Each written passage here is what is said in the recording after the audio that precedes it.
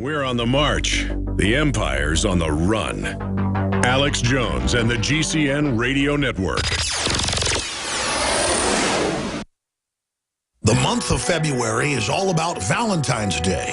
Big heart-shaped boxes filled with delicious candy. What if we, the Patriots, hijacked Valentine's Day and instead made it about human liberty and individual empowerment? I'm all about human potential. I'm all about the individual being empowered. The establishment is the opposite. That's why they spike our water with fluoride and GMO, estrogen mimickers, and the rest of the garbage. InfoWars is striking back in the month of February with Human Empowerment Month. How we can come together and win the human race. And to celebrate the kickoff of Human Empowerment Month, we're slashing prices on InfoWarsLife.com products like Super Male and Super Female Vitality. The sale is only running for the month, 20% off, and there's a lot of other powerful specials at InfoWarsLife.com. InfoWarsLife.com, celebrating human potential in the month of February. Visit InfoWarsLife.com to find this special and many others in the month of February. Again, InfoWarsLife.com or 888-253-3139. Used since before the days of the Roman Empire to support the body's natural systems and enhance overall health. Introducing the new InfoWarsLife.com Oil of Oregano formulation, a highly advanced nutraceutical form of this key herb that has been traditionally used by civilizations for thousands of years to promote health. We have now procured the most high quality and potent forms of oregano oil on the market, sourced from top leading manufacturers to ensure a concentrated level of bioactive ingredients. Extracted directly from the wild herb and sealed in easy-to-use capsules, you will no longer need to endure the burning of liquid oregano on the tongue. Wild crafted from the Mediterranean oregano species that experts agree is one of the most powerful and most challenging to acquire. This winter season, it's more important than ever to secure this true form of oil of oregano. Now available in our limited first run at InfoWarsLife.com. That's InfoWarsLife.com or call 888-253-3139. When cells become toxic, they die early and aging sets in. No one has put together a formula that focuses directly on brain health, nerve growth factors, and optimizing your cellular energy at the same time. Just one of the key compounds, BioPQQ, is backed by major clinical studies. You want the best that's out there at the lowest price anywhere? We now have the synergistic solution. Secure your DNA force today at InfoWarsLife.com or call toll-free 888-253-3139. The average person's life is filled with unexpected challenges. Unlock the energy it takes to defeat these daily beasts with Super Male or Super Female Vitality, specifically designed to assist the body in regulating proper hormone balance to create superior vitality in males and females. Supercharge and conquer your world at InfoWarsLife.com or call 1-888-253-3139.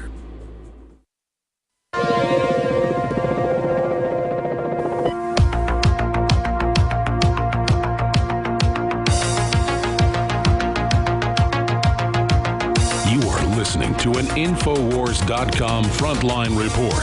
It's Alex Jones. Welcome back to the Alex Jones Show. I'm David Knight, and joining me for the rest of this hour is Joyce Riley of the Power Hour. Now, of course, Joyce is a talk show host on another GCN show, that is the Power Hour. She's also a registered nurse, a whistleblower about what happened during the Gulf War. I found it very interesting, Joyce, when you were talking in the last half hour to Alex, mentioning the fact that you were not somebody who was on the battlefield, yet you were experiencing these symptoms, you believe, from having to take 10 vaccines in a single day. You believe that there was a very strong aspect of the multiple vaccines that people were given all at once. So that was a key part of this Gulf War syndrome. And you also came across some research that exposed that. And the people in politics who basically pull back and disown that, won't talk about it, won't address the evil. It's just left to people who have the kind of integrity that you have, Joyce, who will continue to talk about this because it can't go away. People need to know the truth. This is very important that people speak out when they see this happen. That's why your efforts as a whistleblower are very, very important, and your determination to keep talking about this and to not shut up. I remember Michelle Bachmann, everybody saying she had jumped the shark when she talked about Rick Perry's trying to get mandatory vaccines on Texas school children. She questioned the safety and efficacy, and that was it. the GOP was done with her. She had ended her political career, and you were essentially told to shut up, but you didn't shut up. You kept going. Well, I don't think you can shut up. When you see so many people ill like I did, I started getting letters after I was on Coast to Coast from thousands, and I do mean thousands. I've still got lots of those letters filed away of people that were sick, that were having the same problem, and being told there's nothing wrong with you or you have a mental problem. And it got to be so ridiculous that the government just kept lying and lying. And these men, it forced them into these incredibly, I don't know, bizarre situations where they couldn't remedy this situation. They couldn't make sense of it because here they served their country all their lives, and all they were told was obey and take orders, and you'll be taken care of and all that. And then all of a sudden they get sick and they're told, well, you got a mental problem. I mean, they couldn't make any kind of sense of all of this. And that's what we had a problem with also was, you know, I mean, my idea of the military, my father he was a belly gunner on a B-17, and he used to play Off We Go into the Wild Blue Yonder, you know, every night before he went to bed. And I mean, that was patriotism to us. That was love of country. And so when I saw these veterans so messed up, and then placed on psychotropic drugs. So here comes the next part of that, is they're vaccinated to the hilt, given experimental drugs. People know they're getting sick and know that it has something to do with the military. And so then they place them on SSRI drugs to get them to be quiet so they can label them and say, oh, well, look, he's on these drugs, so he must be a mental problem. Mm-hmm. Well, which came first, you know, the drugs or the mental problem? And it was probably the drugs that came first. And so I saw this taking place. And then there's one document, Senate Report 103-900, Senate Report 103-900. You can go to GulfWarVets.com and see a lot of these documents. We've got them there online, and it will change your life when you see what the government did know in 1994, the information they knew in 1994, and the people that knew it. And if you were to read the list, it's a who's who of who is in the Senate. It was Paul Sarbanes, Chris Dodd, Jim Sasser, Richard Shelby, John Kerry, who knew all this information, Barbara Boxer, Ben Nighthorse Campbell, it goes on, Patty Murray, and they all knew this. And they knew that these people were dying for these reasons. And the veterans kept trying to say, why won't you take care of us? Why? And they couldn't make sense of it. A lot of them committed suicide. A lot of them couldn't take the abandonment. And let me give you an example of the way they tried to make you feel like you were mentally incompetent. There was one man that I followed for a long time, and he called me telling me that, you know, they are just writing me off, and I'm enlisted or non-com, and I've been in for 27 years in the military. And he said, and they won't take care of me. I mean, that's a lot of seniority not to take care of your people. And he said that I'm going to be going over to the VA one last time. He said, because now I am in a wheelchair. I cannot walk. So now they're going to have to listen to me. He said, my wife is going to take me over there, and our children are going to go over there, and we're going to get an answer today regardless. And I said, oh, great. Call me after you go to the meeting with them and let me know. So he goes over there, and he tells them, he says, I'm in a wheelchair now. Now will you guys believe me that I am sick and I don't have a mental problem? And the doctor told the wife, just went over to the wife and said, look, I hate to have to tell you this, but we gave your husband a psych eval, which, by the way, they gave everybody a psych eval first, a psych evaluation first before they did anything, so they could always say, well, here is the fallback reason why they're sick. They could find something on anybody's psych eval. And he said to him, he said to the wife, he said, I just need to tell you this. We did a psych eval of your husband, and we think he is a latent homosexual. And that's why he's doing this to himself. And she got so mad at him. She grabbed the physician's white jacket. And, of course, they kicked her out and kicked them out. And it was a major issue. But she said, how dare you say that to my husband in front of his family? You know that's not true. You know that is so far from being true. And they would stop at nothing to try and convince these people they had a mental problem or to embarrass them or humiliate them or whatever. And it all stems, doesn't it, Joyce, from not getting informed consent. In other words, they've betrayed the trust and the submission that the soldiers gave them, experimenting on them for the sake of big pharmaceutical companies.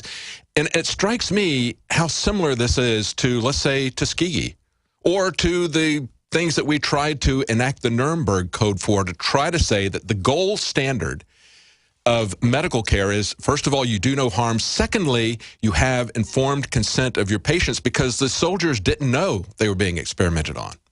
You are so right. I'm glad you brought that up, because, by the way, the Tuskegee Institute, I studied that very carefully. Guess where that was held? That was done at the Tuskegee VA.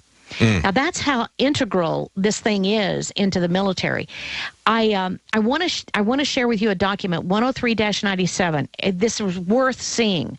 Senate Report 103-97. This was, by the way, is no longer available. In fact, it was never available, only to committee members, and I got a copy sent to me, as did Dr. Stan Monteith at the time. And let me quote to you from Senate Report 103-97, what you're talking about with informed consent. I quote, "During the past 50 years, hundreds of thousands of our military have been experimented upon without their knowledge or consent." That's a quote right out of the document itself, Senate Report 103-97. And they know it, and they're continuing to do it. But what about the compensation for all these people? What about going back and finding out how many of them are sick, dying, whatever, from whatever experiment they had? More than 50% of the military is experimented upon. So when you join the military, know that. And, you know, we give a copy of Beyond Treason to anybody that's thinking about joining the military. Just call the Power Hour. If you, or go to thepowerhour.com, if you feel like, you know, if you're questioning joining the military, please get this documentary. We'll send it to you free, because I want people to see what they're about to enter into, because it's out of your hands. And I don't care what the recruiter tells you. He'll tell you, oh, yeah, you can sign a waiver and you don't have to take the vaccines. That is so far. There has never been a waiver in the military ever. And it's not just, you're a nurse as well as a vet, so you know that they intimidate healthcare workers and say, you must take this vaccine, you must take that vaccine. And on so many of these cases, just as we were talked last week to Dr. Jane Orient, who's an MD with American Association of Physicians and Surgeons, they tried to get a FOIA request from the CDC saying, show us the studies that you've done about the safety, about the efficacy. What are the conflicts of interest between the CDC and pharmaceutical companies? Have you done any determination of that? Any kind of information like that that would give us information so that we could then have informed consent, that is withheld. That's covered up, and we're not allowed to know that. Yet they intimidate people. If you want this job as a healthcare worker, and of course, by that time, you've got so much invested. You've gone to school to learn this as a RN or as a doctor. You don't want to just walk away from your career, so it's a huge factor there. And of course, they're doing the same thing even to parents and their children, setting up a mandatory vaccine schedule so that you can get into school. So if you want to work as a healthcare worker, if you want to get into school, if you want to be in the military, they do these things to intimidate you, or in the case of the military, since you can't just quit your job, they force you to do it anyway, and they don't tell you what's in there. Right, or they can send you to prison. I know a lot of people that spent time in prison for refusing vaccines also in the military. Wow. But the idea, though, of that, you know, even the cancer that I believe may have something to do with that, I believe, I was told by an NIH doctor, I was discussing my cancer with him, and he said, Joyce, you have gotten some of the worst stuff. He said, there's just no two ways about it. I know what they were doing over there, and I know what you've gotten. And he said, there may not be any answer for you. And it is true. You know, if you go back and look at the SV40 in 1959, people always believed that the government will do no harm. They had the simian virus 40 cancer cells in the polio vaccine and gave it to all the people. And then when they found out that it had simian virus 40 cancer cells in it, they went ahead and continued. Yeah. Absolutely. Oh. So let me tell you, Joyce, we've looked at, there was a case coming out of North Carolina just before I came here to InfoWars where they were doing testing on people at the University of North Carolina. The EPA was looking to increase its regulations on fine particulate matter, and they were literally hooking people up to the tailpipes of diesel engines and trying to provoke a response. They were screening for people who had heart issues, who had respiratory issues. They were trying to provoke a response. They had the director of the EPA, Lisa Jackson at the time, was before